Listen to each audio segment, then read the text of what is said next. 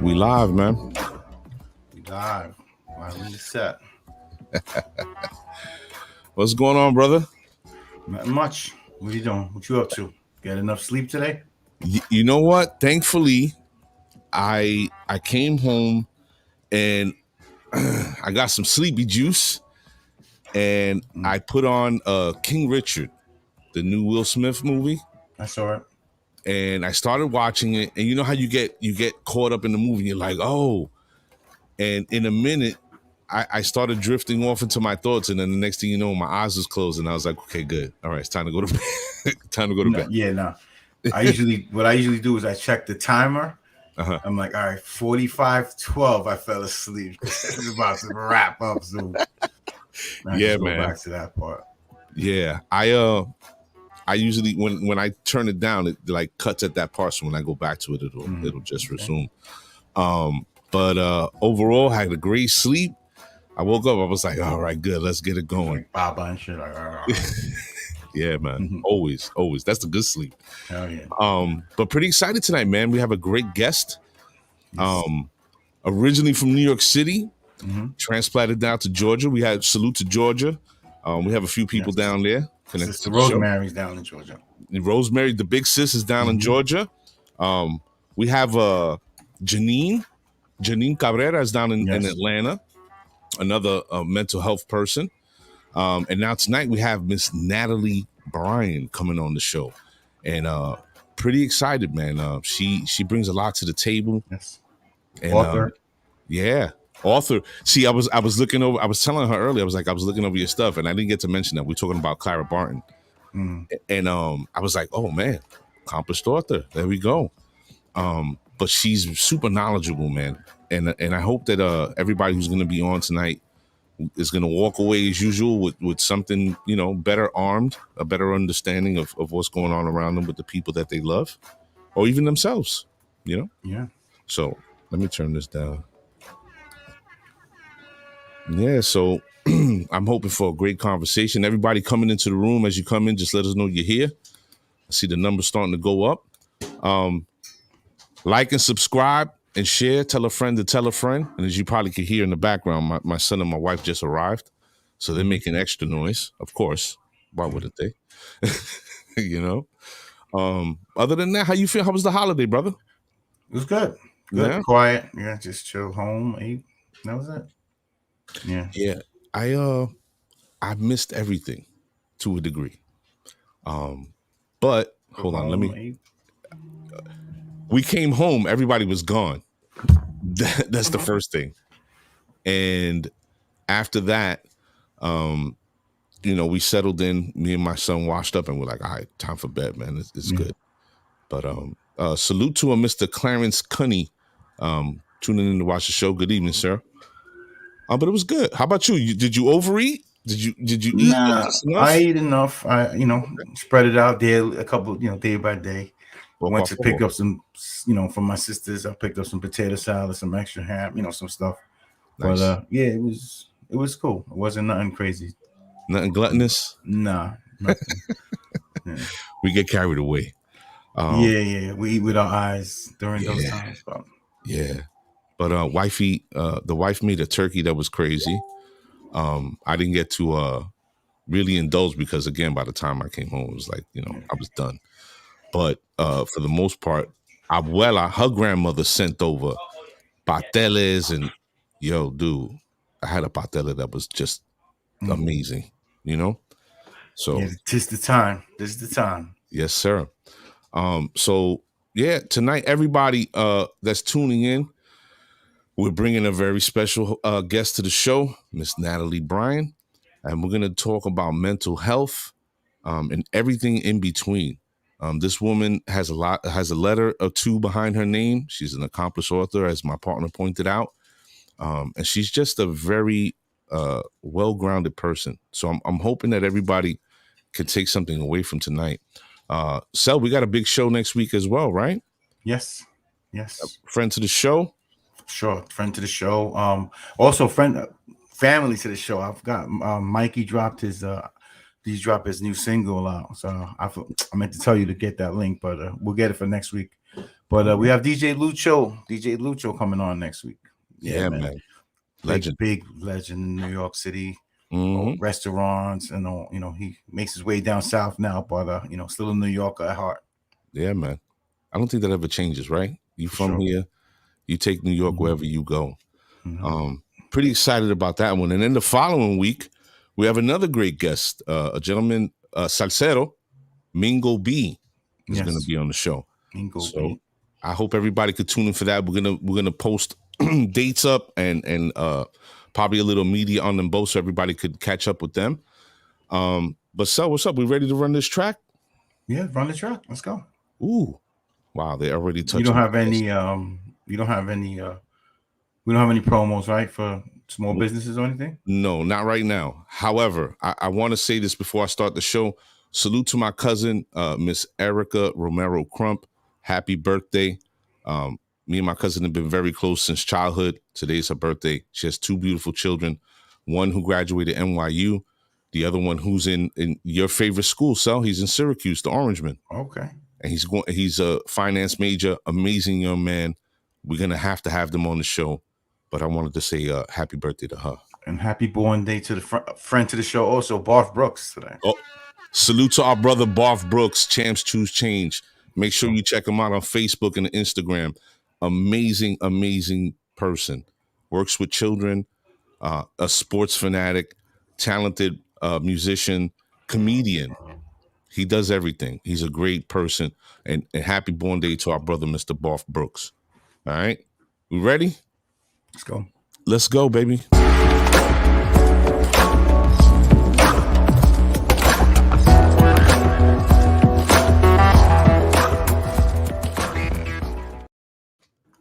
Good evening, everybody. Welcome to the show. I'm your host, Mr. A.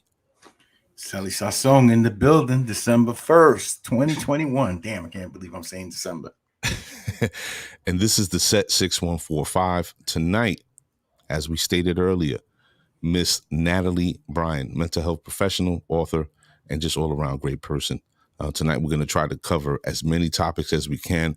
As you know, mental health is very, very alive and well and at the forefront of everything that's going on around us. And I hope in some way, shape, or form, we can impart some very, very great information to everybody out there. So, yeah, without further ado, let me take a little sip because I'm dry. Without further ado, let's bring in our guest all the way from Georgia. What part of Georgia she's in, Sal? You know? Augusta, Georgia. Oof, wow. All the way from all the way from Augusta, Georgia, Miss Natalie. Oh, I almost spilled that. Bryan. Natalie. Hey, Natalie. I hope I'm not being too forward and too familiar by calling you by your first name. No, not at all. Not at all. You are welcome to. Okay. All right. I know, when you're down south, you have to be very formal. I got to call you Miss Natalie. Brooklyn, born and raised. It's all right. Yep. Oh, Brooklyn. Let's go. Let's go. You don't say New York. You say I'm from Brooklyn. I'm from Brooklyn. That's right. Right. So, and being from Brooklyn, as my partner, Mr. Sasson, said, we take New York City wherever we go with us, right? Yes. That's just our attitude and disposition when we deal in the world. So first of all, thank you for giving us your time. We really appreciate it. And of course, we hope we can impart information that is going to help everybody out there either to gain understanding or maybe come to some realizations of their own. Mm-hmm. So let's start from the beginning, Ms. Bryan. Mm-hmm. Where does the love and or passion for mental health come from? Is this something that you eventually come to understand is something you want to pursue as you get older into high school, or was this something that you sort of just fell into by chance? When I was talking to Sally this earlier, I was telling him I was telling you also that my parents are Jamaican, and my mother, she always had us go back to our country and give back. You know what I mean? So Okay. even when we were little kids, we would feed her community. She came up very, very poor. We would go back and take clothes and food. And what I did find was people always came to me with their problems and issues. And I found that for whatever reason, I had a gift to help people feel better, to provide some support and some comfort. And it just became something natural for me to do. And when I found out, hey, there's a field where I can do this every day, all the time, I was like, oh, okay, I'm with it. Wow. I think that there's so many mental health professionals that are out there. Hmm. And I correct me if I'm wrong, and I'm not trying to be sexist, but I think that women happen to dominate in that sector, correct? They dominate in the area of probably counselors. Sometimes in psychologists, psychiatrists, I believe male dominates more. However, when you're looking at BIPOC or people of color, we're a very small percentage of the professionals that are in that community. Wow. So Natalie, I wanna get into this, right? Hmm. So as Latino, the black and brown community, Hmm. growing up, that's it's frowned upon, right? As Hmm. far as like Absolutely. going to seek someone to speak your problems to. Hmm. So how do you ease that comfort, and how do you get our families to go want to see professional help? Actually, it's just doing the things that we are doing right now. It's normalizing the discussion.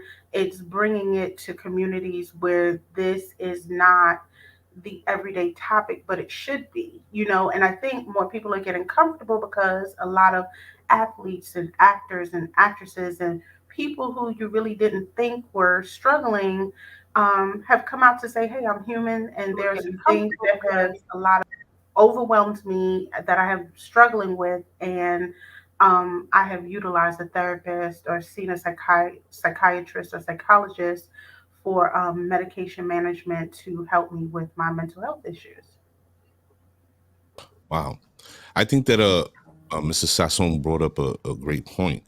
I think that people of color and or black people specifically see mental health or dealing with mental health as sort of Hmm. a taboo, Hmm. and breaking that sort of insecurity, Hmm. right? I think is another piece of the puzzle to bring things together and to help people.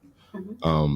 But Ms. Bryan, do you feel now in 2021 with everything that's going on, do you feel that people of color and black people specifically are actually starting to understand that this is a positive act for ourselves? Absolutely. I think that, especially people of color, we don't recognize that our trauma just doesn't stem from the lives that we are living now. Trauma actually has been found to even be found in ourselves. So trauma is passed from generation to generation. And that's why sometimes, genetically, that's why sometimes you see in a family line, mental illness hops around. Like auntie is fine, but niece or nephew or daughter or son has picked up a mental illness. Also, we come from um, generational trauma. If you're looking at the post traumatic slave syndrome, Dr. Joy DeGuy, she speaks about that, how our trauma is passed on through generations. And a lot of times we pick up this mentality of we don't need help because we weren't allowed to ask for help. If you ask for help, you're going to die. We carry the burden so much more than we need to. And we stress ourselves out, which people don't realize mental illness doesn't only affect your emotions, it affects you physically. When someone's depressed, they're tired, their body's aching, they can't eat, they can't think, all somatic. So if your mind is not in the right place, your body is going to follow. And so when we're looking at holistic health overall, we should be talking about the mind as well as the physical body, as well as our emotional state, as well as our finances, as well as our spirituality. All of those things make up the wholeness of a person. Mm. So you're saying white people carry no stress? That's what you're saying? No, They carry a different kind of stress. gotcha. I got you. No, and I say it, tongue in cheek because they're gonna be. Some people, I'm sure, would say, "Well, you're bringing up racism. That was so long ago, and how does that stress you out still? You know how it is." So Yeah, what's what I'm trying to say.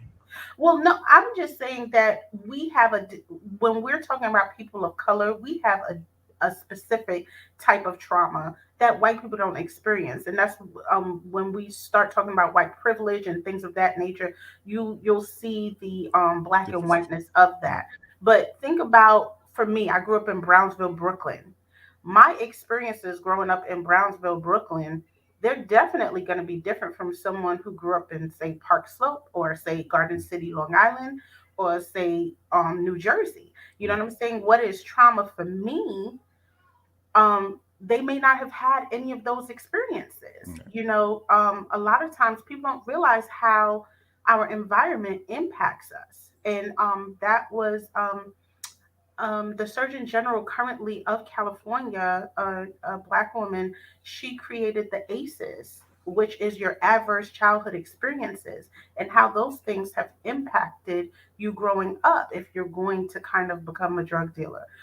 How that could be connected, about ending up in jail, how that could be connected to childhood trauma.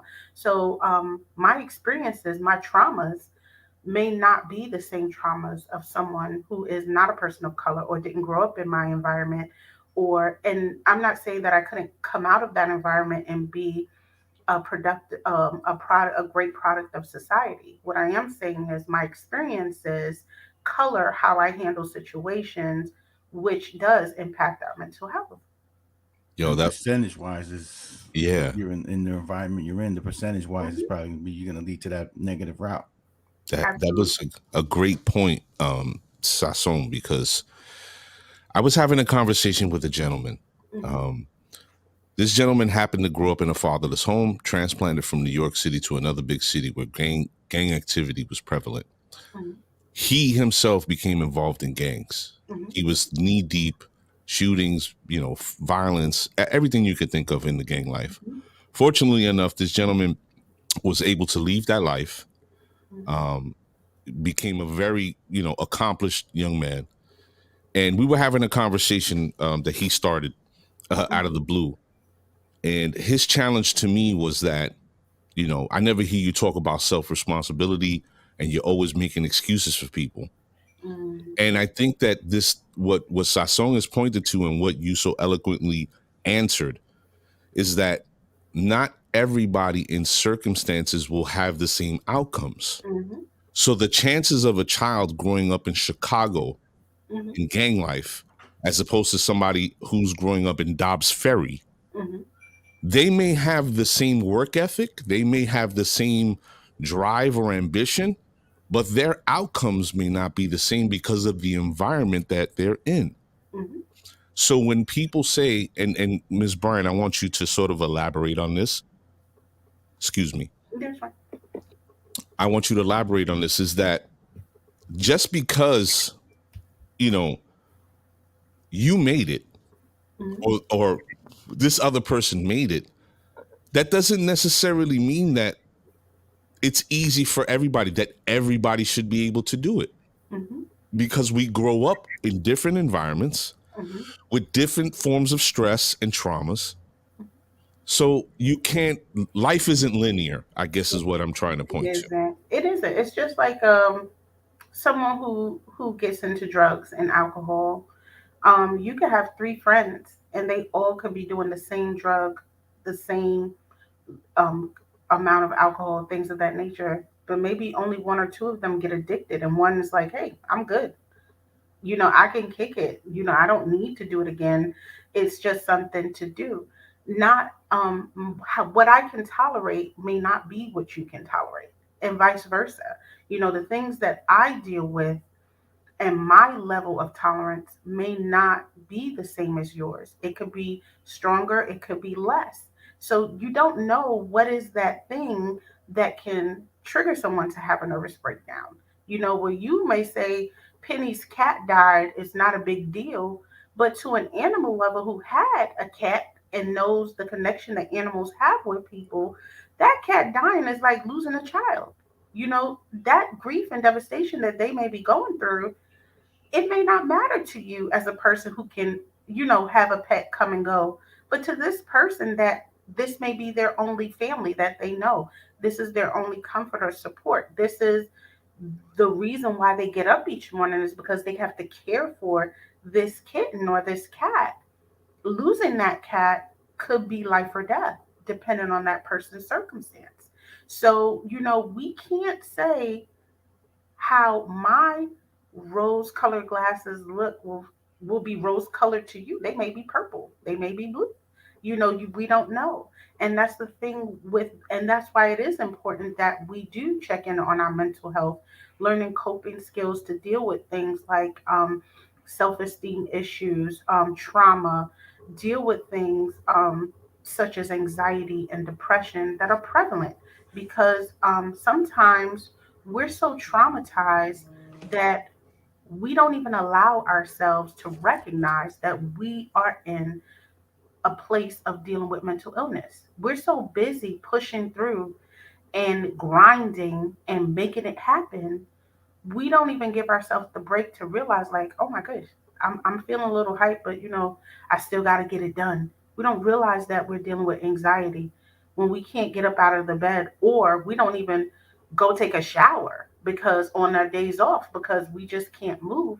We don't recognize that we're really dealing with depression, or when we have our highs and lows, or when we're dealing with hearing voices and things of that nature. Like, mental illness is really now, and I do want to clarify this because sometimes people confuse this.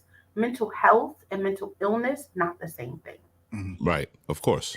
Okay, but a lot of times they use the word interchangeably, and it's not the same thing. When you're talking about your mental health, it is preventative, it's being holistic, it's being healthy. When you're talking about mental illness, that is a diagnosis, that is anxiety, that is depression, that is bipolar, that is the illness that has impacted your mental health. You know, Natalie, it's you know, my mother passed away years ago. I was very close with my mom, Hmm. and when that happened, I had this conversation with Freddie Smith, who was on the other day, and I mentioned to him that at the time, I went through depression. I didn't realize what I was going through, Hmm. and but now I do. I pushed everyone close to me away. I didn't Hmm. want nothing to do with anybody. I was basically suicidal without being suicidal. I didn't care if somebody killed me at the time. I Hmm. went through a lot of you know Emo- different person. yeah. So I kind of that hits home when you say these things, because I understand exactly where you're coming from. Yeah. Yeah. And you know what? Even with grief, people don't realize that you can really have some acute grief where you're feeling those things. Like, life doesn't matter. But someone passing away and you having that depression behind it, that's situational. That's because you lost someone. So you're going through it. It doesn't compare to losing a job, but we grieve losing jobs. We grieve when COVID happened. People grieved their normal day-to-day activity to get to work and get the kids to school and get, you know what I'm saying. So people had a lot of struggles Stress. finding their baseline of what the new normal was, and continue to struggle with that, because now every time you hear COVID, everyone's in a panic, like, oh, we can't go and shut down anymore. We can't. Mhm. You don't even know how many Yeah. people call me through Yeah. therapy, and they're like, look, I can't isolate no more. I can't do it. So there's a now an anxiousness on the anxiousness. you Right. know. Anxiety So on top of Anticipation. anxiety. Yeah. Yeah. Definitely. That's people. If there's a lot of things that are gonna unravel tonight, mhm, welcome them yeah. and speak about them, even if you're doing it alone out loud. If you want to shoot points in the room, please do. Mhm, But that's what this moment is for. mhm, And you know, my partner and I have through the years have talked about you know the loss, yeah. and how it's affected us in our lives, and even the trajectory of our lives, and how we deal, Yeah. right? But it's super important for people to understand sometimes in that moment, you don't know how to voice or word what you're going through to somebody who you know cares about your well-being. But in some way, shape, or form, we have to strip away the stigma of our, mental health being a problem in order for us to move forward in life and be who we really are. Because the mental health, when you're having this problem, it takes away from who we are or who we can be in the world. And changing that could take your life to a different direction. As my partner stated, he didn't care about if he lived. He didn't care. God, we're in a better place now, and my friend's still here. Thank God. But in those moments, who knows what's to come, right? But speaking to this added stress now, getting back to your point about COVID, do you think that people even more so now are not armed to deal with this anxiety of possibly going into lockdown again? Do you think that they're better off now, or? No, I don't think they're better off because people are now, you have to remember, first of all, that the trauma of COVID, it created anxiety because anxiety is when you're feeling out of control. Right. So when you're in anxious level, you're not in control of the room. Your anxiety ratchets up. When the world itself is kind of, we don't know when the other shoe is going to drop. How do you feel like you're in a secure place? So that ratcheted up anxiety. Then we're now dealing with, hey, you got to stay home. You got to isolate with your family and your children. Sometimes people didn't even talk to their husbands or wives. They hardly dealt with their children. No, this is a real thing. No, reality, So yes. then you had families who just couldn't take being with each other. So domestic violence rose, suicidal ideation rose, child abuse rose, all those things started gearing up because people couldn't cope with, okay, I really have to be with you 24/7. Like I don't get a break. So all those things started to go up. And then to top it all off, I have to work from home. I have to have these kids not make noise in the background while I'm working from home. Mm-hmm. I have to make sure the home is still running, pay this bill. Let's not talk about if you lost a loved one at that time, couldn't go to the funeral. Let's not talk about Say if you goodbye. lost your job Yeah. and you didn't have another way to make ends meet. The bills are still coming. The Mm-hmm. responsibility to feed the children are still happening. So having the hypervigilance of this happening all over again, and people now are still struggling with going outside. They're stuck in isolation.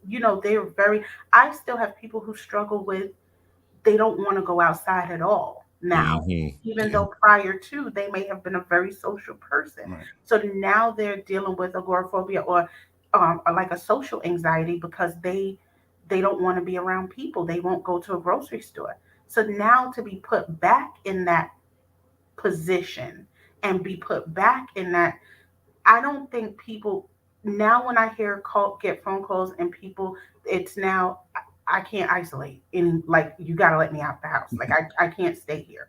Or Byron. yeah, I don't want to go outside. So it's always one of the two extremes. People are not coping well and just being triggered by hearing a possible lockdown, a possible, that has people ready. Because remember, the last time that happened, they had PTSD. The last time that happened, Yeah. people died. This Yeah. was happening. So now it's just a tsunami of emotions and feelings that people are just like they're like I haven't even figured out this new normal, and now we may have another new normal. Like let me get Variants. yeah. Yeah. You know what, Miss Natalie? Mhm.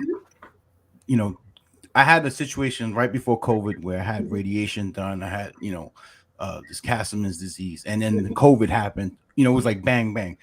And I said, I was a person that was spiteful, held Mhm. a grudge. Yeah. You know what I mean? And when this happened, I kind of I took a step back and I said, how could, this is not the way to live life. I Yeah. felt Mhm. like the grudges and all that wasn't the way. What advice would you give people right now? Like you said, when they're going through this anxiety stuff, what would you tell them? What would they do?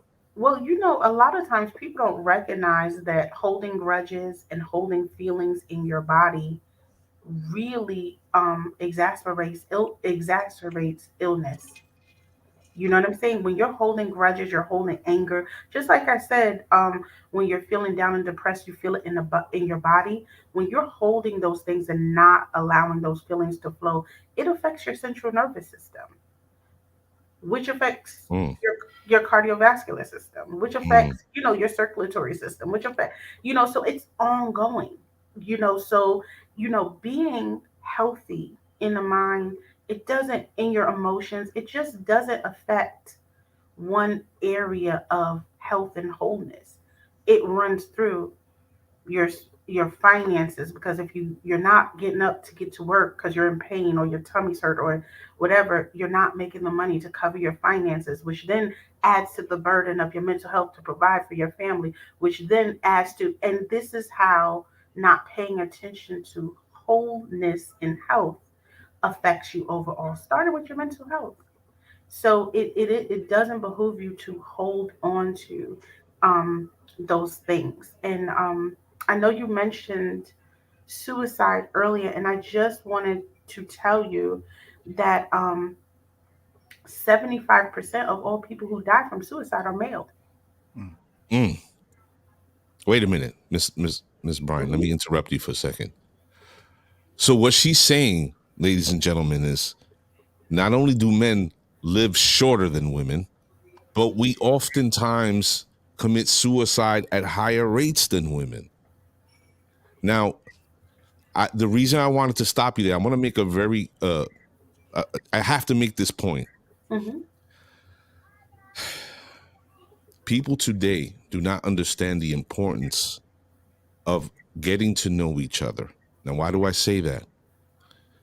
Because people today believe that relationships between men and women are at their worst levels. Hmm. And I happen to agree. The reason why I ask everybody stop feeding into that and start approaching life differently is because ultimately what we are going to do is land in a place where we are alone Hmm.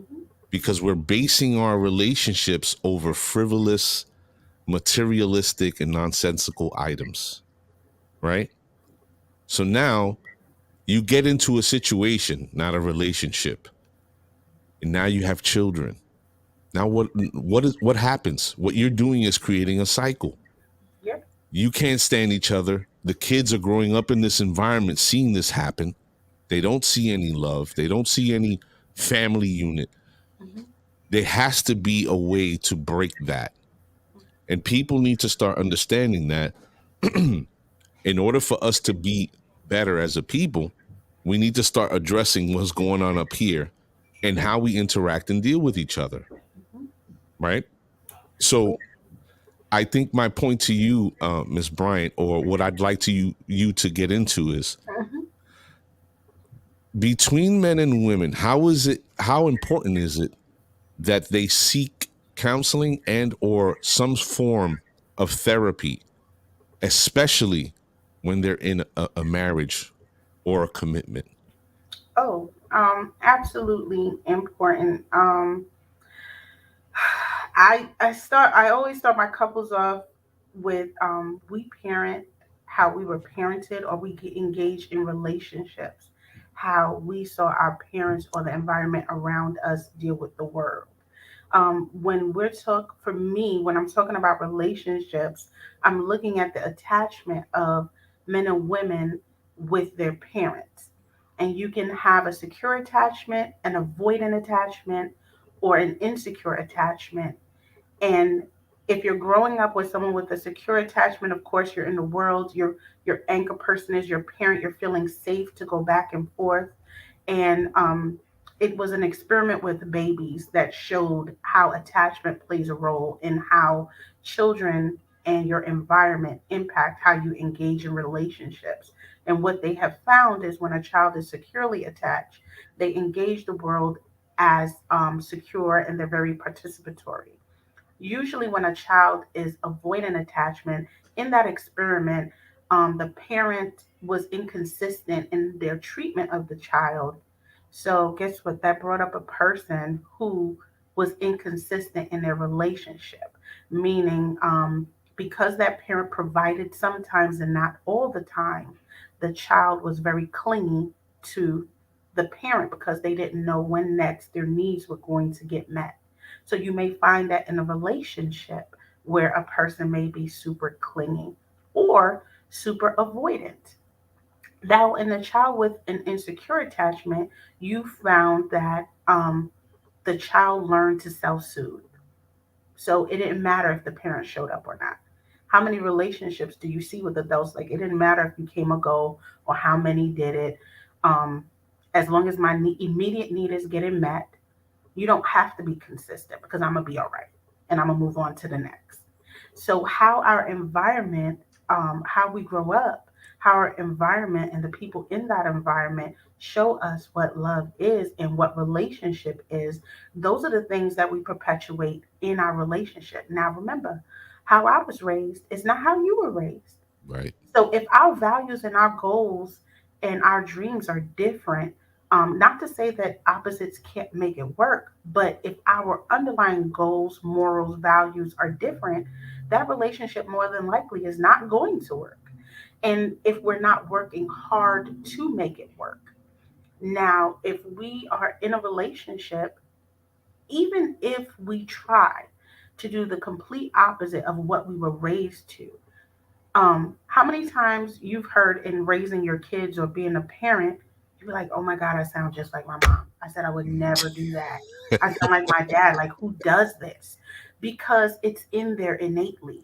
Yeah. And we have to unlearn the things that we've learned. And we carry that baggage into relationships. And when we carry that baggage into relationships, we're expecting our partner to know psychically this is how we roll. And that's not reality. And a lot of times we don't have conversations about our needs, our wants, our desires, and we don't have conversations about our hurts, our harms, and where we feel we need supported.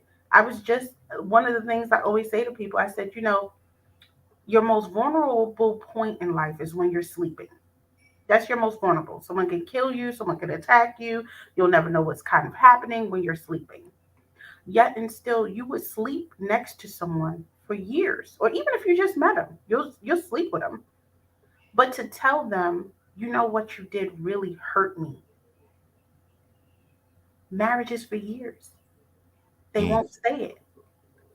So you're willing to give them your body or be at your most vulnerable physically, where you could be harmed, but to say you hurt my feelings, or to say I needed you today and you didn't show up, that's what's breaking up relationships. Natalie, you bring up parenting, right? And Hmm. relationships. So, like I always tell everyone here, and Mr. A, we always talk about it. There's no handbook, right? We're Hmm. not given a handbook how to parent. Yeah. So, you know, is old school way of little belt once in a while okay, or is that the wrong way to parent? What are we doing there? Well, You asked the right person for that one. Yeah. honestly, that really depends on you as a parent and what you can take. Because really, Hmm. discipline is discipline. If you're looking at the definition of the word, it means to teach. Yep. And you don't necessarily have to use the belt to teach. You know what I'm saying? There are other things that can be just as traumatic as a spanking. If you start plugging out all these electrodes and taking little cords and stuff like that, you'll get kids' attention. Now, I recognize that there's a very big difference in how children were raised then to now? Absolutely. Did spanking work for me? I think so, but it was excessive in my opinion. I had Jamaican parents. Don't judge Well, me. So I had go Jamaican get the parents. switch. Yeah, Yeah. so I mean, but there are other ways to discipline and to teach. And you have to know your child. I think if you know your child, you'll know the things that are most effective to help to get your child back on the straight and narrow. I think a lot of times hitting and things like that is because you don't know your child well enough and you just want them to get in line immediately right now instead of taking time to really figure out what's really going on, why are you acting out, and discipline in a way that they'll be like, nah, I don't want them to do that again. Like that was a bit too much. And I know that there are challenging kids out there. They have lots of books for that. But it doesn't necessarily have to be a spanking. So I do get it, but is it necessary? I think each child is an individual. Sometimes we look at kids as little adults, or sometimes we look at children as mini me's, but you have to remember they have their own autonomy. You know, they have their own brains, their own minds, their own emotions. And we can't expect them to be robots because that's what we did. Mm. If you're just joining the show, I'm your host, Mr. A. Sally Sassong in the building. And tonight we have the amazing Miss Natalie Bryan, mental health professional, as I like to call her. She is just dropping jewels, and I hope everybody is really taking this in because as she's speaking, I don't know about you, Sally, but I'm starting to run back into all the instances through my life and going, yeah, maybe I shouldn't have did that. maybe I should. I'm just gonna threaten the little bastards from now on. I think that her speaking to the raising and or rearing of children, just it changes. I think it addresses the way that we think Mm-hmm. and how we sort of raised our children and how we were raised, Mm-hmm. and understanding that children are like balls of clay that Yes. you have to carve and strip away the imperfections and maybe as you stated, the innate understandings, Mm-hmm. right, that they may have. I don't know Mm-hmm. how that happens, but it just does. It's part of our Exactly. DNA.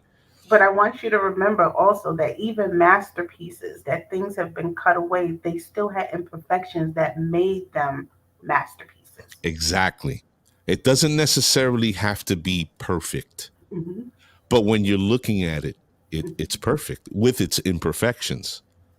But I think that as parents, we spend a lot of time sometimes Hmm. trying to make it perfect. Yeah. And as Mrs. Sasson said, there's no handbook. Nope. So we sort of do a little too much, Hmm. right? In that moment. Hmm. Um, but I think it's really important that everybody understand, especially salute to Mr. Chef Jay Martinez, who's in the room, who's about to be a dad. He's going to have twins. So congratulations to him and his wife. Um, the understanding of how we raise our children, is important because we need to speak about it. One, two, going back to what you said earlier about being vulnerable. I think that everybody can understand, especially for the men in the room. We're not. Many of us were taught not to talk about emotions Hmm. or spend too much time being emotional. Now, this it's a double-edged sword because one, you can't walk around being emotional about everything. It's just not good. You're not going to get nothing done.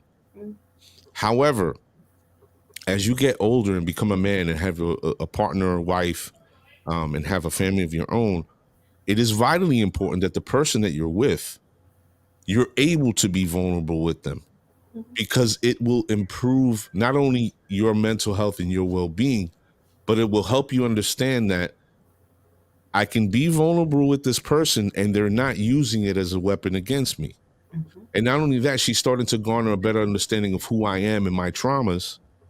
And she's being my partner by helping me heal in our walk of life together. Exactly. So everybody in the room should understand that if you're with somebody that you cannot be vulnerable with, chances are that's not a good situation for you to be in. But we have to, as men, understand that it is okay for us to express a emotion, a feeling, or whatever without feeling like our manhood is in question. I guess is my point. Absolutely. Absolutely. I think that a lot of times we are taught that you cannot um, really be vulnerable or share. But if you've chosen this person to be your life partner with, how long do you think that being a machine is going to work where resentment won't begin to build, or where they'll feel like there's nothing that I can do to help him or her? You know, those things start to undermine the foundation of the relationship. And then the next thing you know, you're bickering and fighting over stupidness. And you're like, you don't even talk to me anyway. So it doesn't even matter. Like, why are we even here? Yeah, You very know, much so. and then the relationship is over. So, I mean, the emotions are always the hardest part when it comes to relationship. But if you value your partner, and you're being vulnerable with them physically, why can't this person have your back? You've exposed yourself physically 100% to them. So why is it hard to share that this hurt, or that wasn't the way to handle me? Because we teach people how to love us. And if we don't teach people how to love us, they don't know how to care for us in the way we need them to love. Because the way I love, the way Sally loves, the way Mr. A love, a million different ways.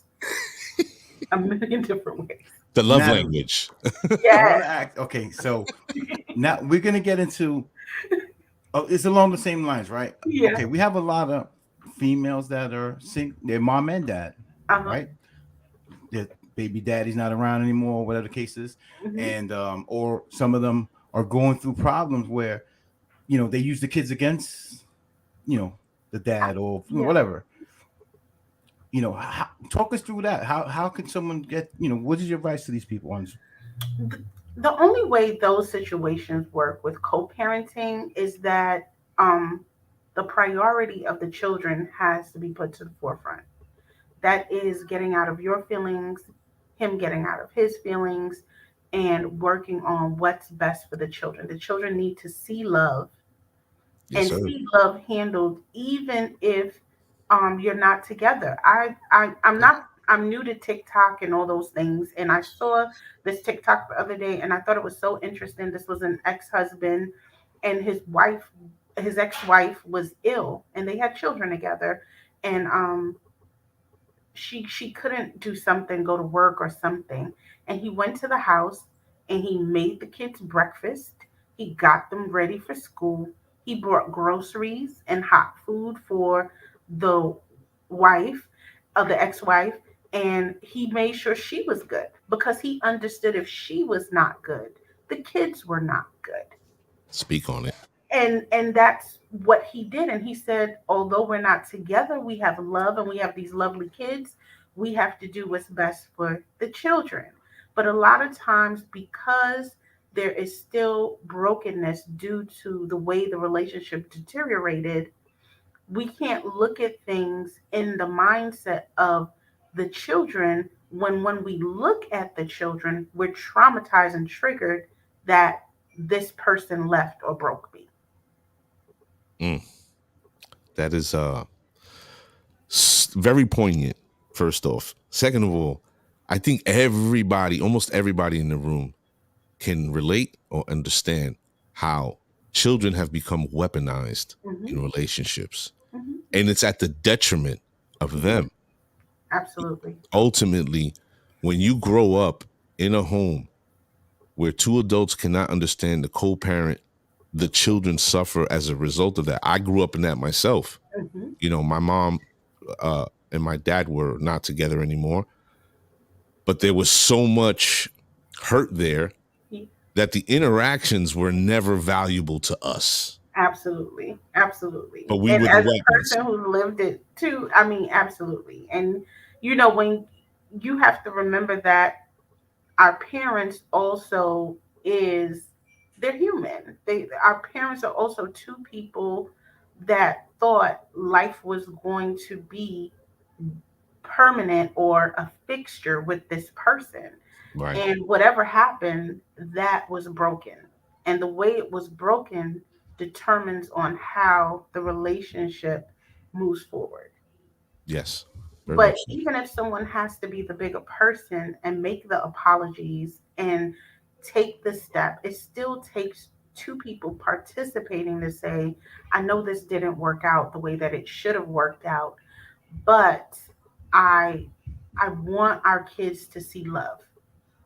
Even we know that the love physically may not be between the two of us, but I want our children to see what love is regardless. So there is respect across the board so that we can have a conversation. I will say this, although my mom and my dad, it wasn't the healthiest when we were younger, some of the things that my mom always instilled with us was if your father is hungry and you see him on the street, you make sure he eats. You make sure he has a warm place to see if you see him. You make sure he's okay. She, even though they couldn't do it, she would always tell us as her daughters, regardless of whatever that we got going on, you make sure that your dad is okay.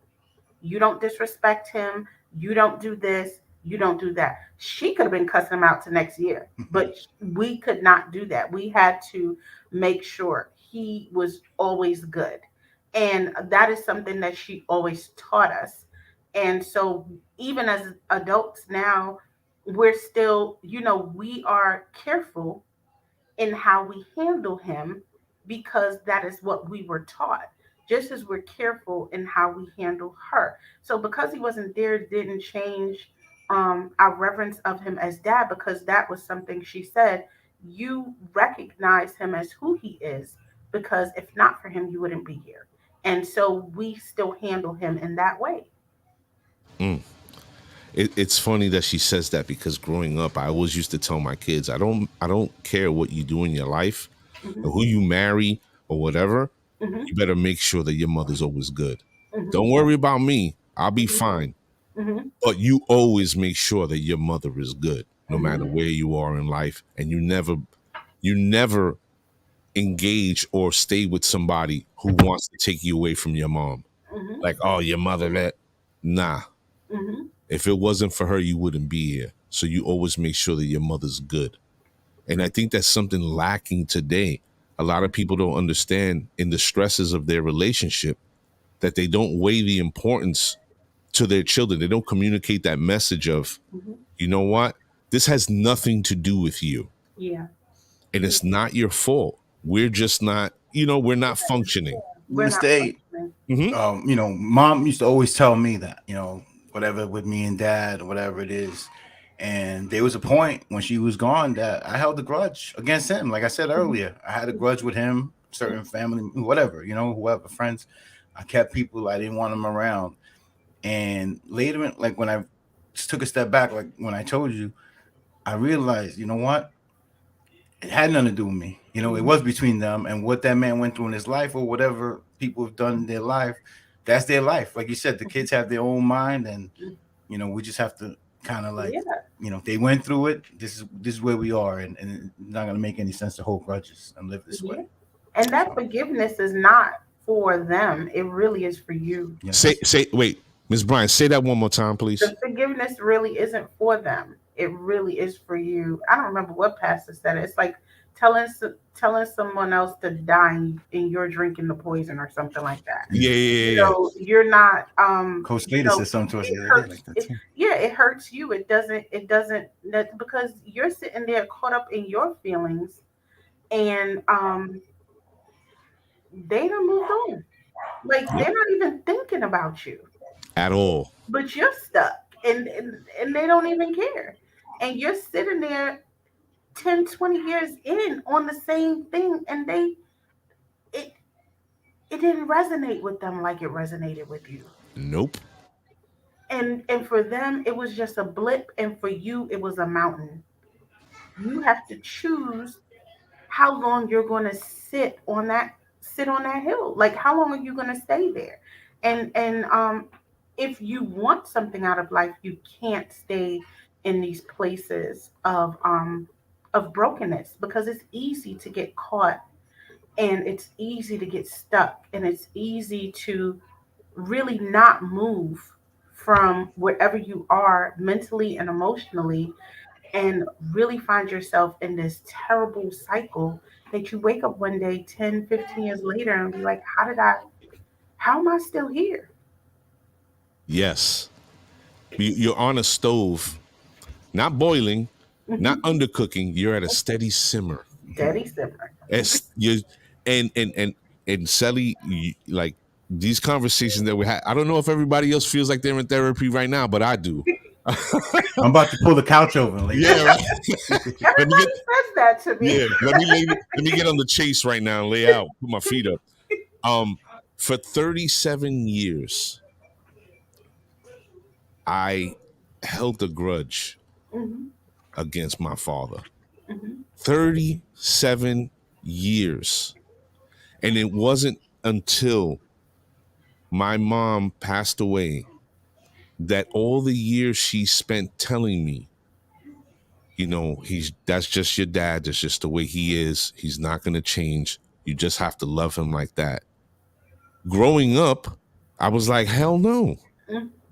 There's no reason for him to act this way. There's no reason for him to speak to you this way. There's no reason for any of this. No. And when I lost my mom, I remember this as like it was yesterday. I was in a room. I don't know if I was in the hospital or my mom's place, whatever. I was in a room and it hit me like a ton of bricks. What my Hmm. mom was telling me was to take the anchor of that grudge, of that hatred, because it Hmm. was Hmm.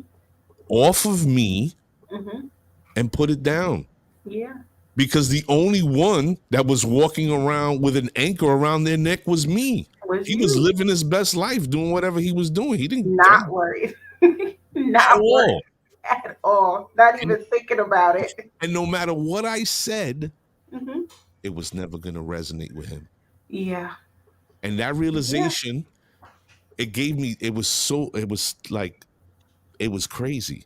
But I thank God that I had not only my wife, my children, but I had a good friend Hmm. who had walked the path that I was about to walk, losing my mom, Yeah. that kept me grounded. Yeah. Yeah. And I think the important what I'm trying to say is don't hold grudges against people because again, as she said and Sally and even Mr. Coach Slater, holding a grudge is like drinking poison and expecting that person to die. That person to die. It'll never happen. It's true. And another thing that I do want to touch base on a little bit, that's a little off topic but on topic, is societal pressures. Like, we live in a digital age of social media, and if you look at these people's 3-minute videos and these glimpses in time of these people's lives, or you would think that you are not living up to what life should be, and be desperate to live life that way, or be depressed when it doesn't manifest in the way you think it should, because you don't know how that person got there. And not only are we talking about that aspect of the mental health that comes with trying to compete, trying to keep up, trying to, um, but even in our connections, the internet was made for us to be connected. But if you really pay attention to it, it really has deteriorated how we socially connect with one another. You Completely. know, children are angrier. They don't accept rejection well because they've never had to walk up to a girl and be like, hey, do you like me or not? Now it's a snap here and they think it disappears. And, all of these things that aren't real. And worse, now that we're moving into the metaverse where everything is virtual reality, um, things that people think are real and relevant, those lines are going to be blurred. Don't you think that's going to impact our children's mental health, our mental health, if we're not paying attention to that stuff? So we have to make sure that we really are staying connected. And I know that culturally, as a people of color, brown, black, BIPOC, Latinx, all persons of color, they come from a culture where we learn to lean on each other in community. And this has kind of an isolative effect because people don't have to leave their house to date. They don't have to leave their house to socialize. They don't have to leave the house to engage. But that type of energy exchange sometimes is what's needed to keep someone's mental health healthy. So we have to think about those things also. Dating is different. Just having general conversations are different. How we entreat our coworkers and our siblings are different because slowly, even though we are connected, the personal touch, the cadence of our voice, our body language, all those things that are for us to learn how to engage with one another, those tools, it's kind of like um, we don't write letters anymore. Those Mm. things are disappearing.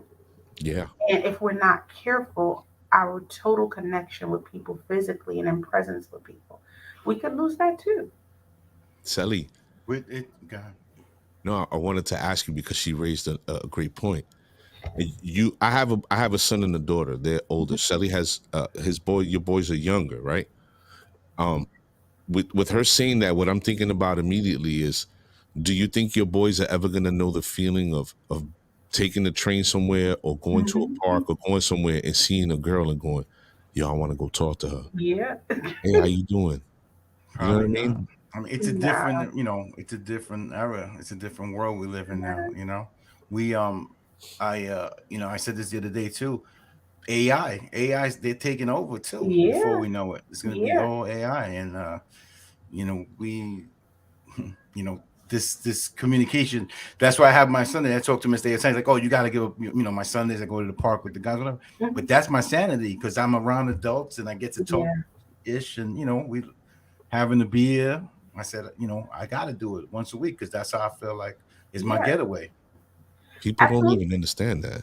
They don't. Who don't go down the block, play handball. Kids don't even go outside anymore if you don't make them. You have to like force them out of the room. Like, get off of the tablet, turn Hmm. off the video game. I literally have to fight my nephew sometimes. Like, get off the Yeah. game. But thankfully he is engaged in things like karate because we do try to enforce those things to kind of get them to realize like, hey, there's fun outside of this box, and really. So I want people playing hot peas and butter. I want people to, You done took really it back. recognize what's really going on in our society and to recognize how that not only impacts us, but it impacts our relationship with our children, Yes. because people have become disconnected. The games are babysitting, when you're not paying attention, that's when situations happen that we're not ready for, like molestation, like trafficking, like child sexual abuse, like, all those other things start to creep in. The domestic violence, the grooming for this and the grooming for that. So, when people think that all of these things are not interconnected, they very much so are. Ooh, did you hear that, people? They're all interconnected. And I don't want to go down a rabbit hole because Miss Bryan is really speaking my language right now. Things that happen in this world are by design. Do not for a minute think that they are not. They are by design. And if you don't see that, maybe you should sit with yourself a little bit longer and really examine how socially we are moving. Our children are not engaged or doing the things that we used to do. And it has hindered their progress and growth as human beings. Do you think that's by accident? I definitely do not, because it's suitable for the digital world. And as you pointed out, the the metaverse of which I will The not be a AIs of part. the world. The AIs of the world. I Exactly. have a friend who is the president of our local Black Chamber of Commerce. Actually, she's on the line, Ronique, and I remember her sharing articles about 4 or 5 years ago about AI taking over. And if you slowly see it, most of the Amazon buildings are predominantly AI machinery, and they have a few people working and sorting and things like that. Like, people don't pay attention to all of those things, so we do have to be aware of what's really going on in society and recognize that we as human beings are relevant and we have needs, and those needs come along with leaning on, learning from, and engaging with others. And if we're not in a healthy headspace, um, it's for naught. It's just a loss. I want to Even talk about. even into the sports world, Hmm. they gradually put the AIs into the sports world, Hmm. because I'm a big baseball fan, and they're putting like artificial intelligence umpires. Hmm. So they're creeping it in everywhere, on us. So I want to talk about because I if we go down this road, I'm telling you, it's gonna get funny. It's Okay. really it's gonna get funny for the simple fact that it's gonna open up a lot of other doors, Yeah. and So I we're gonna avoid that right now. I'm let's glad not we touched that. on it though. Let's not that. Yeah, Let's not yeah. that. Okay. part two, part two. Yeah, no. Ladies and gentlemen, if you're just joining the show, I'm your host, Mr. A, Sally Song in the building. and this is the Set 6145. Tonight, we're talking with the incredible Miss Natalie Bryan, mental health professional, who is just, again, dropping bombs all over this place.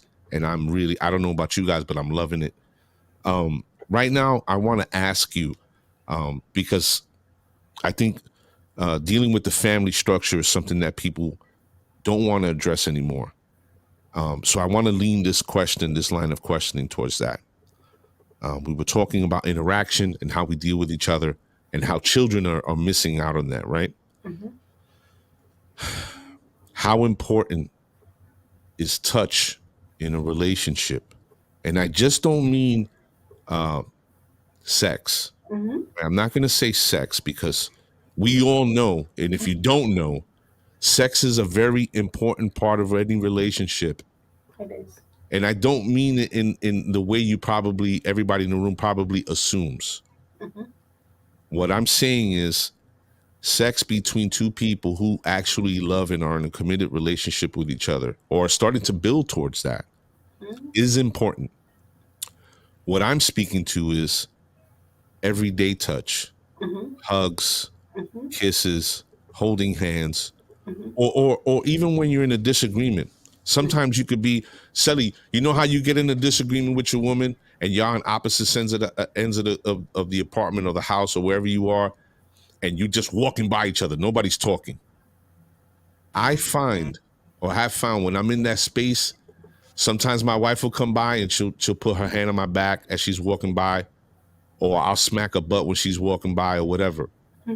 How important is that interaction in how we communicate and deal with each other and heal, so to speak? Yeah. Well, intimacy is huge. There you go. Intimacy is huge. If you don't know anything about the five love languages, touch, physical touch, is a major part of the five love languages, and most men find themselves in in the category of intimate touch when um, receiving or showing love. So, The Five Love Languages is a great book by Gary Chapman when you are talking about the different types of love.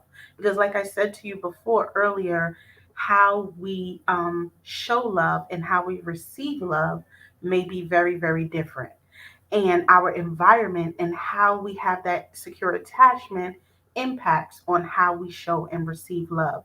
So that book is great when it's talking about physical touch, but it has been scientifically proven, even between mother and children, that a mother's touch, and that's why physical touch is important, is shown to be healing.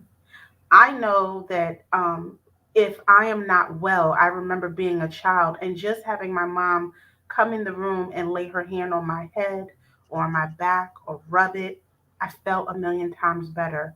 Or you go into the bed, you feel touch is so important when it comes to really building a level of connectivity between you and someone else, because it's a level of intimacy to say, hey, you are allowed to be in this close proximity of my personal space because I allowed you to.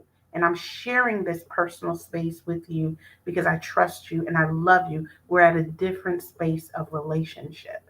Um, when I talked about the five love languages and just talking about um, how when I spoke about teaching people how to love us, when I love My love language is words of affirmation and acts of service and physical touch. Those are mine.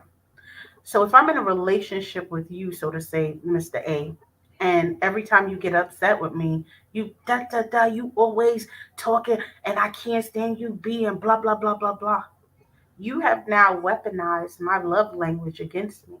And those words, although you may be doing acts of service, although you may also be doing some other love languages that are your love languages to show me you love me, for me, I don't hear that you love me.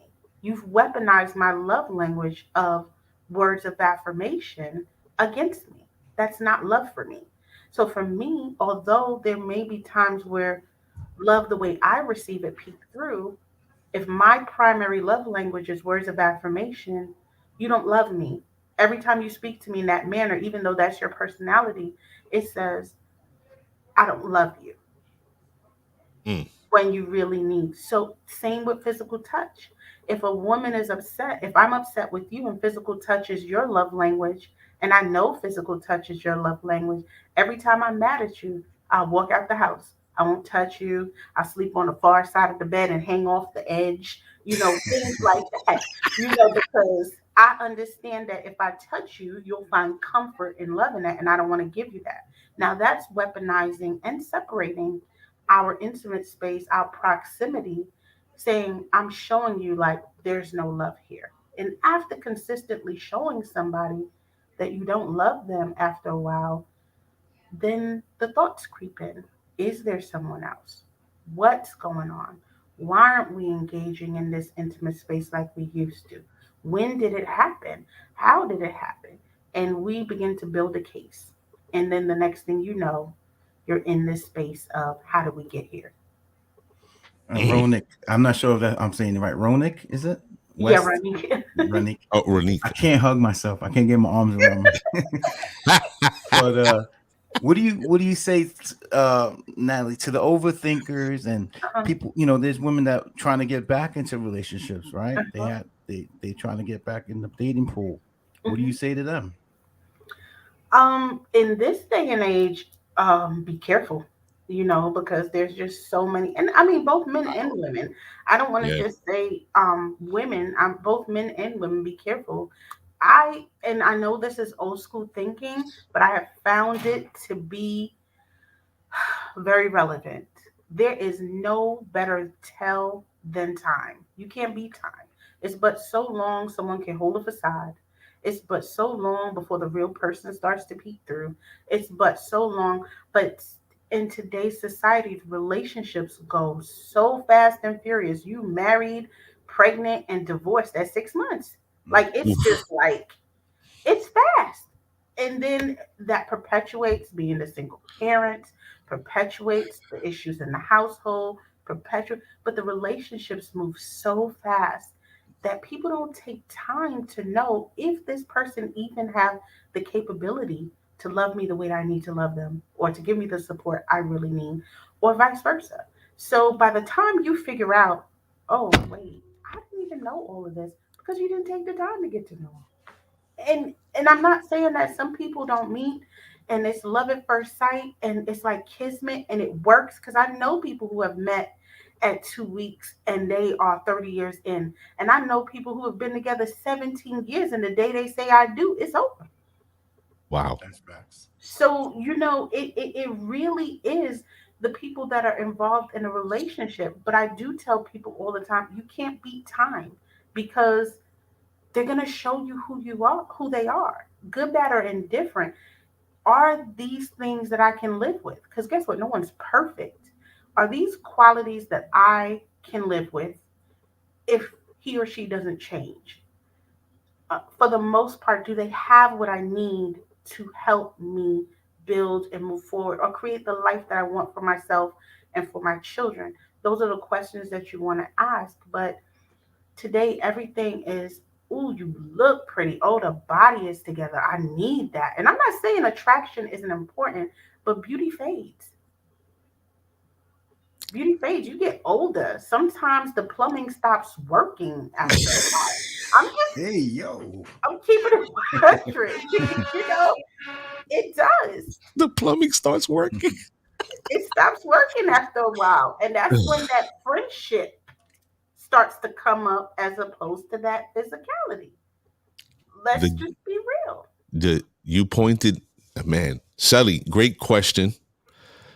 Miss Bryan, you're threading the needle, as they say. So we're back to where we started Yes. with what is driving all this. It's the digital world.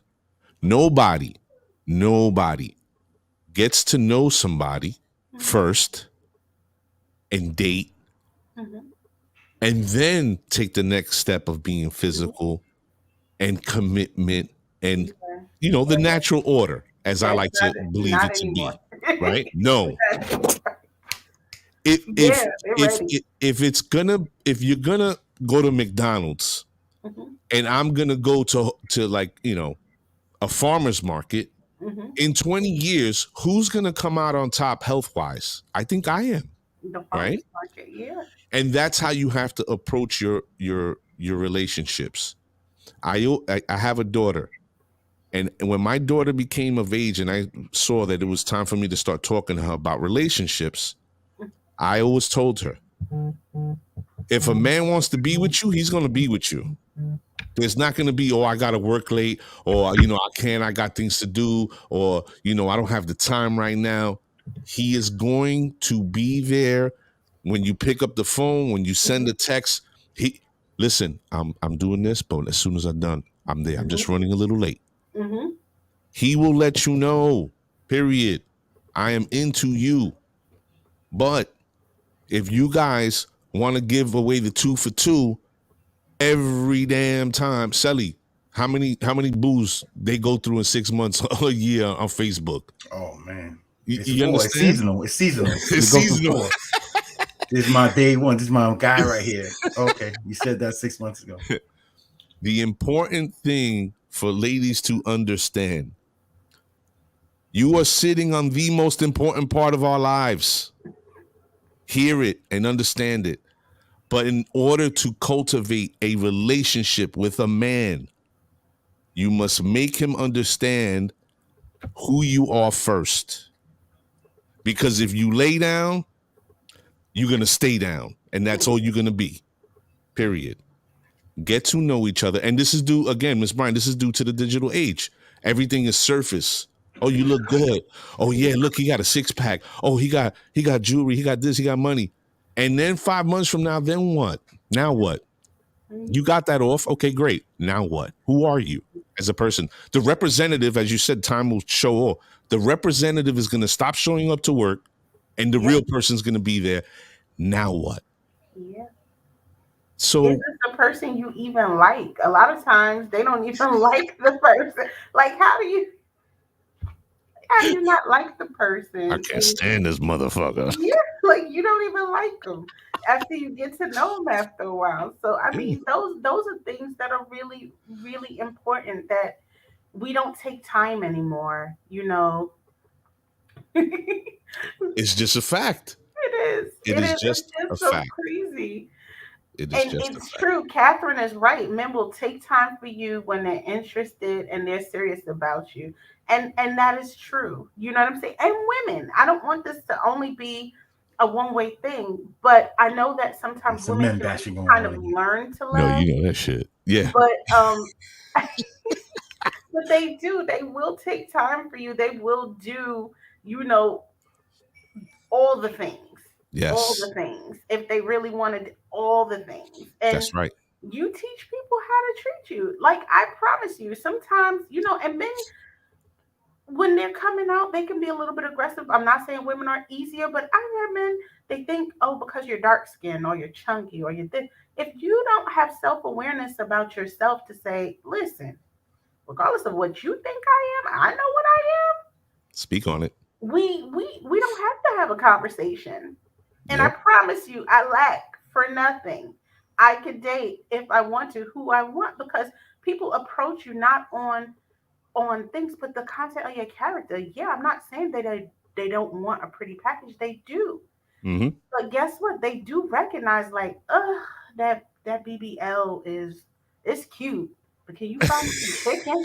Like I like it to go to a party, but when I come home, you didn't even spread the bed. Did you clean the bathroom? Could I get could I get some chicken? Did you Mm. even take a shower today? Oof. Sometimes it's real. It's real. Some of the things that I hear that people deal with today, I'm like she didn't take a shower. Yo. So I mean, you have to really recognize, like, hey, that's great, Mm-hmm. but what do you want? Ultimately, for What the do you long run. want it to look like? Yeah. Who do you want it to be with? What is the character of the person that you want to engage with? Do we mesh on levels of spirituality, finances? Can we engage with each other emotionally? A way to a man's heart is to his stomach. Can you cook the man some dinner, fat daddy? You know, Oh, things of that nature. And a lot of times, um, oh, Catherine, I can agree with you. Sometimes women want to have intellectual conversation. I would like somebody who can dress like they going um to the hood or in a business suit, but can actually have a conversation about finances.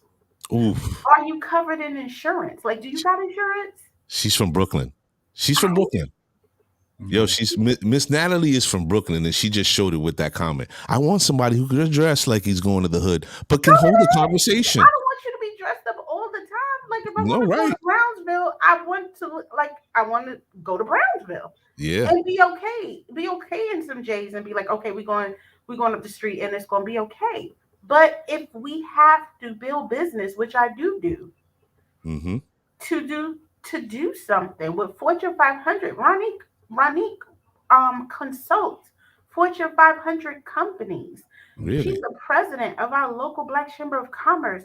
If she wants somebody to represent her and her organization well, when they have meetings and can she get up from the table and say, hey, I'm not feeling very good today? Can he carry that information on her Right. behalf and deliver it as she would deliver it? Right. Miss Ronique, I don't know. I'm gonna have to get your credentials because it sounds like you a future guest on our show. Facts. I'm You know? just saying. I'm just saying. And she fights for the people of color in our community to get Ooh. the same funding and financing as the other businesses in our community. And those are important things. And you want to be able to be at the table. Can I Mm-hmm. trust you to be at the table when I need you to be at the table? Mm-hmm. Not be cute because you got a nice butt. I get all of that. That's nice. But if I need you to cover me, if I can't run my business today, and I just need you to say, Natalie, let me call your client list and say, hey, she's not feeling good and get them rescheduled so you don't have to worry about anything. If you can't do that, Yeah. what are we doing? There's a famous saying that I learned from a beautiful woman who I happen to be married to for a very long time. And this is gonna sound a little crass. And Mrs. A, I hope I'm not gonna embarrass you by saying this. In our conversations, we were talking the same topic, Hmm. and I put a question to her, and Hmm. her response to me was, "Well, after you bust a nut, now what? Hmm. What else is there? What else is there? Like, you're a great looking dude, amazing, dressed great, but you a goofball. You don't got no sense. You can't, as you say, you can't carry a conversation, or you're a beautiful young woman, got an amazing body. Ooh, she's beautiful. Damn, dummy. It's hard to Can't, be the total package like me. You yeah, know what I mean? you know what I'm saying? We can't all be perfect Yeah. like Can't be us. like me. They can't always be amazing like Exactly. And I think and I think that fellas, pay attention. You can't be the Adonises that we are. However, you can have a personality, and if you make a woman laugh, if you have the ability, let it go, Sal, let it go. If you have the ability Oh, to make a woman laugh, everything else is easy after that.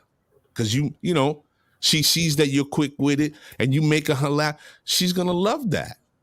Sully can't hug himself. Damn right. I already said that. I'm like a T-Rex right now. Yeah. The alligator arms. You like, Yeah. "Ugh." Exactly. Goes with But the pockets too. Goes with the pockets. oh, Even oh, reaches- wait.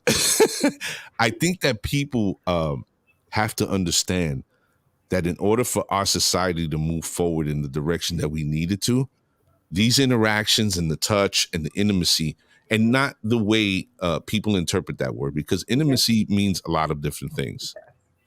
But we need to start driving that in order for our society to change. Because right now, what we see is just out of control. And I've taught my children. I'm sure my partner's teaching his young men. He has 3 young men that he's raising. They're going to bring forth families Yeah. that are going to be the future, right? He is teaching them. And collectively, as a people, we need to be that change. Hmm. You know, my baby sister's, she has 2 young men that she's raising. We all have to play our part in order for things to change in the direction that we need them to. But us as adults and parents have to demonstrate what it is that is positive, needed, and good for their mental well-being and what they will bring into their families. And not just the men, but the women too, even more so now. The way women conduct themselves, I'm not going to say women, I'm sorry. I'll say females and young ladies. The way they conduct themselves and expose themselves and speak is disheartening, to say the least. It definitely is. But I blame that on the digital age. But Again, with like I said, there's no handbook to this, and I teach no, my kids. My dad was cold. He was very cold a lot, and I teach my kids. I tell them I love them every time. I love you, and when they're leaving the school, wherever they're leaving, they tell me the same. Dad, I love you, and that's I didn't get that, but I passed that on because that's what I wanted, right? So yeah. My when I see my son at work or we talk on the phone, or in passing or whatever, my son is almost my height. So I'm 6 feet tall. He's about 5'11", and he's a big guy. He's 23 years old. And I'll walk by his job. I'll give him a hug. I'll kiss him on the cheek. I love you, Pa. Have a good day at work. And people are like, Yeah. even his coworkers. And I'm like, the hell's wrong with you? Your father didn't tell you he loved you? You don't tell your kids you love them? The hell you looking at me like that for? It's my son. It is what it is. It's true. A lot we don't show love and intimacy as the norm. And that's why a lot of children, they grow up seeing, they don't know what healthy love looks like. Wow. And what that looks like between a man and woman or partners, they don't recognize it. I will say somewhat, and this is somewhat, and not in every, but I would say probably in the LGBTQIA community, there may be a healthier stance on showing love to children because they have had to create their own families to have a healthier view on love that is not toxic. Mm. So, but between a lot of men and women, it can be very toxic. They aren't shown. Now, I do know couples who've been together forever and finish each other's sentences, and they don't even have to be in the same room to know what the other person needs. They just walk in with it and be like, "Yeah, I know you'll probably be looking for this in about 10 minutes," and meet their need. That level of intimacy comes with living in that bubble of intimacy consistently because you're paying attention. Um, Women, remember that they did an experiment a couple of years ago on TV, and I was cracking up where women were put in a room with like, I don't know, like 100 t-shirts, and they had to find their man's t-shirt out of the group. And almost every woman got it right. They knew how their men smelled because their acuity to that intimacy, they could pinpoint it. Now I'm gonna tell the truth, I didn't know if men could do it, but those women They do. They do have those mixed smells. Yeah, Oh, You I this know, gotta is smell panties. I ain't smelling no shirts. All right. Yeah, this is her right here. they do. But that's after a development of intimacy with that man. So, if you're in that, you will know the indicators of, this is my person. You'll know the indicators when they're not doing well and when they are okay and when they're hitting. So when you're really, like Clarence said, in sync, it's not a chore to figure it out. You can walk in the house and the whole energy is off, and you're like, "Well, what's going on? Like, you all right? Like, what's happening? Like, what do I need to do to help you over this or get through this? So, working on intimacy is really important. oh man. Thinking about yo, Sully, you killed me. I'm No, here, but it's very Anthony. no, brother. That was so spot on. Because I can do the shirt. I will no. I don't want a shirt. I need the drawers. The drawer I like this. Done. Done. Done. I think it's super important. The intimacy between men and women Hmm. is people, if you're listening and you have somebody or you're with somebody and you guys aren't getting to that level, working to that level, or feeling each other's energies. And I know it sounds like frivolous. We say energy a lot. People use that word, but it's true. If you're not feeling each other's energy and in sync or getting in sync, man, you have to reevaluate what you're doing. And it doesn't mean that you're necessarily throwing away the relationship. It just means that there needs to be a point of contention where you say, hey, we need to fix this. We need to be better at it, right? Because you're creating an environment not only for yourself, but for them. And if you have children, them as well. So everybody should definitely take the time out to become more in tune with who they're dealing with. And I just don't mean in the bedroom. That's a beautiful place, especially when you're in sync. Because when you're in sync, man, oh man, things change. Let me tell you. Or Um, you're in the boy band. there, there you go. There. But I think that now more than ever, people really need to address those situations and make it a point to take care of yourself mentally, right?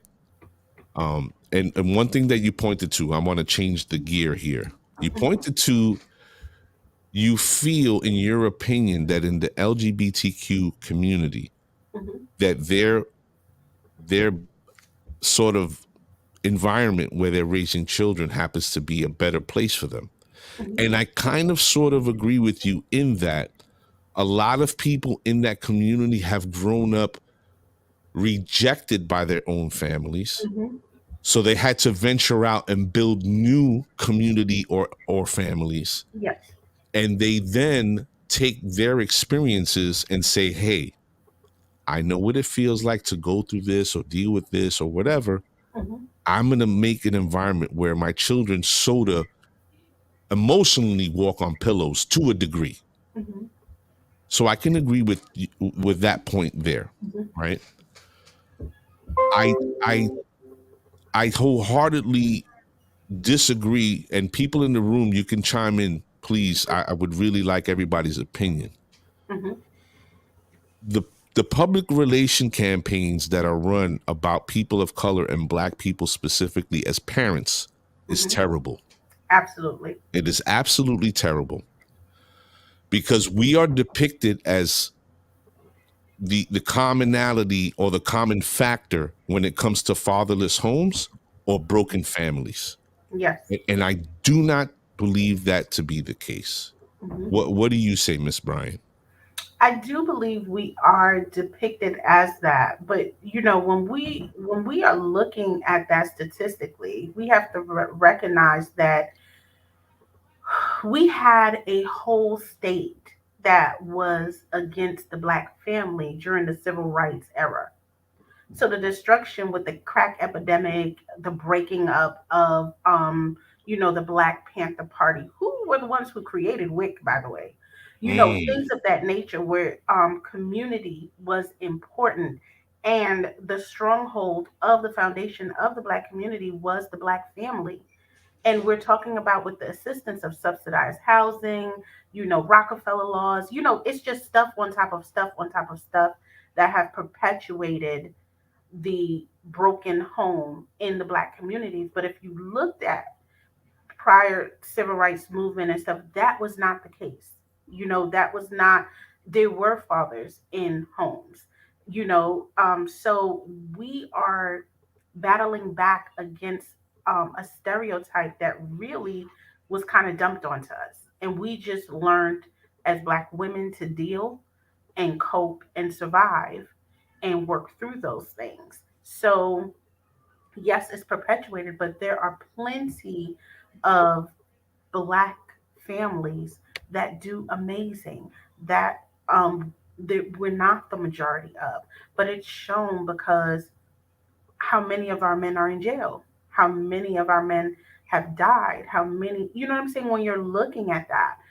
So we don't look as if we have Black men in the households, which are not true. I know plenty of my friends who are doctors and nurses and sociologists and businessmen who are heads of households that run amazingly. So changing that view and that dynamic of that is important. And even now in social media, a lot of times, and I have nothing against interracial relationships, I have a million in my own family. Jamaican people have babies with everybody. I'm just gonna let y'all know that. But you know, even for it to it be is. palatable for the media, if you notice, it's all interracial relationships. It's Hmm. not always shown as Black whole families in relationships when we do have Black whole families that do well. So I can understand how we are looked at as the majority of brokenness, but look at the attack on the foundation of Black families. That's a fact. What what I want to tell everybody in the room is, why is it that this entirety of this system is worried about what 13 to 50% of the population? Hmm. Constantly, constantly, right? Just want to put that out there. And not only that, but speaking to interracial relationships, Hmm. when you speak of Black people overall, whether they be from whatever part of the world, Hmm. and engaging in a relationship with Latino people, with Asian people, and so on, you're talking about of a people that are somewhat interconnected, or they are interconnected Hmm. from a foundation sense, Hmm. right?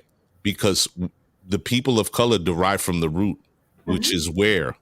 Africa, So we're sort of playing a in our own derivative. backyard. Yeah, Hmm. we're the derivative. We're playing in our own backyard. But moreover, the media tends to drive that message, and I think that our younger people are sort of hoodwinked into believing it when Hmm. it's the furthest thing from the truth. When you look at it statistically, Hmm. fathers are more involved, Hmm. right? And just like Miss Bryan here, the Black woman is the most accomplished when it comes to degrees. Hmm. So we definitely need to stop paying attention to the PR campaigns that are running in this country and not feed into them. Now, um, one more topic Okay. that I wanted. No, because I'm looking at the time and I'm like, man, we're gonna stay on. Everybody in the room know that I'm gonna put a pin in this because we're gonna have to have a part two. There's so Okay. much more that we have to talk about. Um, Okay. but we're gonna put this on the table. Children now, and I'm talking about younger children. Hmm. We touched on this earlier, but I wanted to come back to it. Okay. What is the importance of the environment that children are growing up in, Hmm. right? Hmm. Today in the inner city, our school systems Hmm. are not geared to help our children. Hmm. If you go outside and you go to the private school sector and you go into the suburbs, they seem to not have the issues that we have. Hmm. Hmm. Thus, we're not going to come out with all the same outcomes, right? Our children. Do you think it's high time that there's more of an investment for our children in the inner cities with Mhm. mental health and catering to making sure that their mental health is intact? Absolutely. I think, like I said before, when you grow up in Brownsville, you're not, your trauma is different than if you grow up in Long Island. I remember when we first moved to Long Island, I was telling, I was telling, um, sis, Silly. Sally, I don't know why I can't see your It's name, a, Sally. I was telling him that, I got to Freeport in my very last year of high school. And my principal advocated for me. Like, let her finish her last year of Barton and blah blah blah. He came to my house in Long Island, Mr. Resnick. Rest in peace, dude. He was the best. And I remember moving to Long Island, and my sisters and I were so traumatized because it was so quiet. Like, we had never, it took us like a month to get used to quiet, because when you live in Brownsville, you hear ambulances, the gunshots is flying, the people outside your window, blah, blah, blah. You hear all types of stuff. And it took us a long time to just hear quiet. Like, it took us a really long, we could not adjust. Like, we literally slept in the same room because we were just so like, okay, what is going on out here? Like, you hear nothing. We were looking outside the window like, is a car gonna drive by? Like, what's going on down here? Hmm. So I mean, so what we deem as trauma or environment is very different than someone in the suburbs. Not to mention, people in the suburbs, they have the tax based support of income to support schools with um, media and cybersecurity and digital and all this stuff. Our inner city schools, while there is a tax base of the amount of people, how that is funded or streamed to our schools, we're Distributed, not yeah. yeah, we're not seeing the same impact. I remember going to a school in like Long Island a couple of years ago. I don't know what I was doing. And like, everybody in the room had all these beautiful computers and little laptops and things. And I was like, I know they don't have that at PS 184. yeah. I know, so you're wondering like, okay, why are these kids more privileged than these kids when all kids should be on the same playing field? But that is not the case in our society. Systemic racism. Yeah, excuse me, Yeah, sorry. I concur. But then think about it. When you Hmm. look at us as the US compared to the world, Hmm. educational wise, we are kind of like trash. Like, these kids are out here doing there are Russian kids right now that can hack into the CIA if they really put their mind into it. You know what I mean? Hmm. So, I mean, my thing is, we have to figure out where our deficits are and learn how to fill that. And sometimes that even takes being in the gap. I saw one of my friends from Long Island post that she was at a national PTA conference, and they were talking about funding and how it's distributed. How many parents take time to go to the PTA meeting Right. to see Mm. what's going on? They don't even go to the meeting to see what's going on with their kid They're for too their busy grade. at they're too busy at work, Yeah, being overworked. being overworked. So, all of those things play a role in, Hmm. they're distressed, they're anxious. If they're single parents, they're trying to figure out how to put food on the table. I was a latchkey kid. I don't know how many latchkey kids were on here.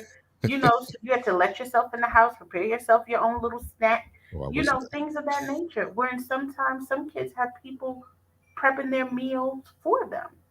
that. Mm. So, in thinking about all, and these are the areas when I was speaking about earlier about the ACEs, the adverse childhood experiences, and Right. how those experiences impact how we grow and develop and engage and move in life.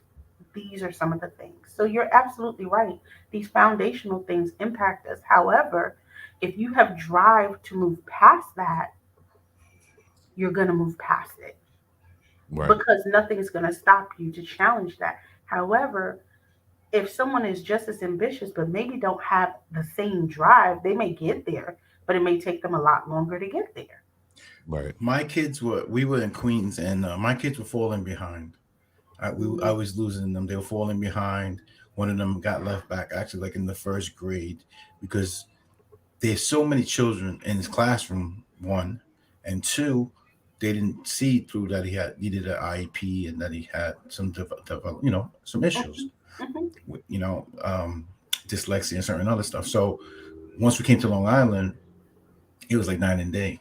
The more one-on-one and like you said, the funding of my son Joseph also is a cerebral palsy, so Mhm. the stuff that he got done, it was just like, this Yeah. is a no-brainer. This out here was just a whole different story A different in the world. city. And Yeah. you have to remember, a lot of parents don't even recognize, if they're not paying attention, that their kids are falling behind, or what an IEP is, to in a school system, and how that could benefit their child, and giving them extra time and extra services, and how early intervention, which a lot of parents, especially in the people of color community, they don't even realize that their babies are entitled to early intervention. But if you don't find out between 0 to 2, you never know that, which impacts if they get school age early intervention. And if they get to schooling, they never do, then they get nothing. Mm. And So they don't care. The paying teach, attention to the development of your child is important. Paying attention to what your child, those things are important. But you have to be in a mindset to be aware, like, okay, I recognize something is wrong. What do I need to do? And be proactive about it. But if you follow society, it kind of gives you the motion of, um, it'll just happen when it happens. And you're waiting for something to be happen or given to you, when you have to be proactive and fight for it, and get in there and do what you need to do. Do your due diligence for the sake of your child. One thing I tell people of color all the time, in schools, in hospitals, you advocate for yourself, because no one is going to advocate for you. that's a And fact. so if you see your child falling behind, you advocate. Hmm. If there's a need, you advocate. You say, no, I know their services here. I need this for my child. Even when they say no, knock on somebody else's door until you get the needs met for your children. I thought I needed an IEP with the damn Common Core math. I was like, what the hell is this? Listen, Common Core is a whole nother level. Whoa. I was like, what is this?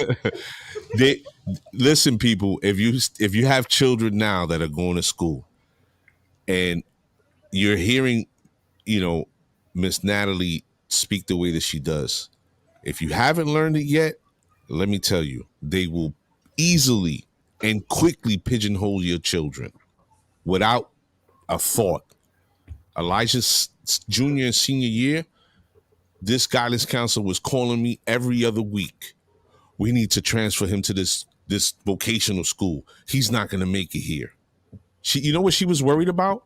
Mhm, One student, Numbers. one student affecting their graduate rate. I mhm, knew what was going around with my son. I knew what it was, and I kept telling her, "Hell no." mhm, My wife, my husband, my son is not going to go to a school to learn how to clean trays, to mhm, work in a cafeteria. mhm. Okay? No. What happened? He graduated on time. And you know damn well at his graduation day, I made it a point to go find her. Where that bitch at? Exactly. Miss Carol, look at what we have here. Yeah. Fuck out of here. Pause. I'm sorry. Forgive my language, but no. They will pigeonhole your children if you just let it happen. Don't. For real. I'm sorry. I'll get emotional a little bit here. The He Brooklyn had a Hood came out. The moment. Brooklyn Hood came out. The Yeah. hood came out. He had a moment. He had a moment. Yeah. Ladies and gentlemen, if you just joined the show, I'm sorry, you out of luck. Um, Miss Natalie, I wanna say this while everybody's in the room. Um, you're just an amazing person. You're Thank so you. knowledgeable. You're a part of our family. If Thank there's you. anything that you are doing or working on, or you're writing a new book, whatever, and you want to promote it, you can always reach out to us. The platform is yours. Thank you. And tell everybody where they can find you. Well, I am the owner of Restoring Harmony Counseling and Consulting in Augusta, Georgia. You can check me out on my website, www.restoringharmonycounseling.com. I'm also the founder of P.E.A.R.L, which is providing education and advocacy to rebuild lives, where we provide education on mental health, a psychoeducation on mental health, domestic violence, human trafficking, child sexual abuse, and other things in our community here in Augusta, Georgia. Yo, we love acronyms. And we make the best ones. That and jingles, right? Yeah, what? Quick. We thank you again, Ms. Bryan. Yeah. Guys, if you like what you saw today, please subscribe to the channel. Yes. Share, and we appreciate you coming on for sure. We're ready for part 2 whenever you are. Thank you. Killer Mike needs to hook up with y'all down there in Georgia. Oh, yeah, for sure. Miss Bryan, our friend, Mr. Chef J. Martinez, says you need to do a TED Talk. I kind of second that. That's one of my goals. I'm working on it. Listen, we got to start a petition. Ladies and gentlemen, make sure you like and subscribe. And we will be trying to set up a part 2 with Miss Bryan. We want to let it breathe, let everybody see her episode. And then when the time is right, we're going to bring her back if she allows it to happen. Absolutely. We're going to be banging on her door like, hey, we need to have you back on here. But we really appreciate you.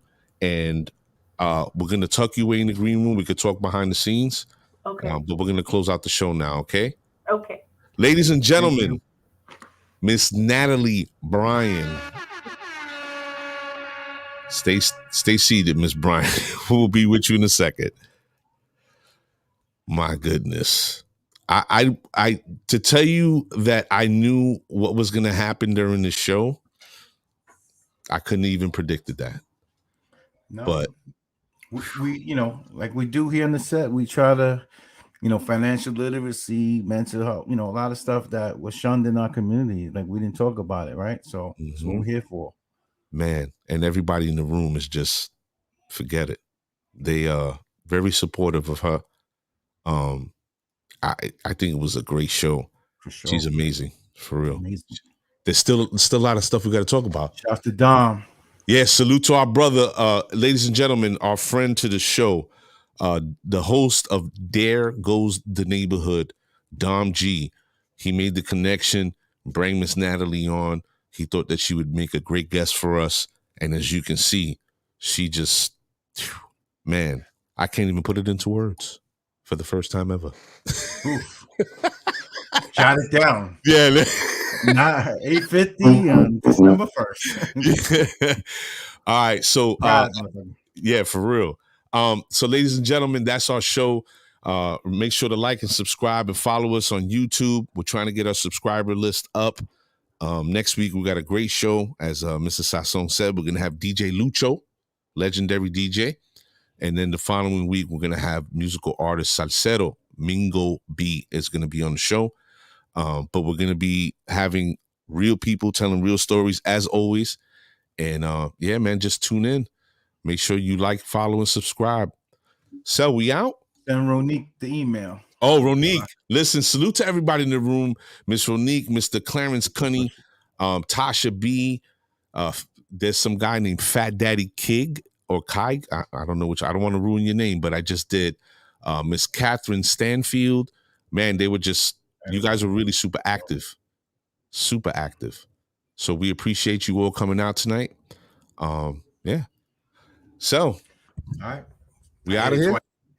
Yeah, for real. Yeah. Ladies and gentlemen, we'll see you next week.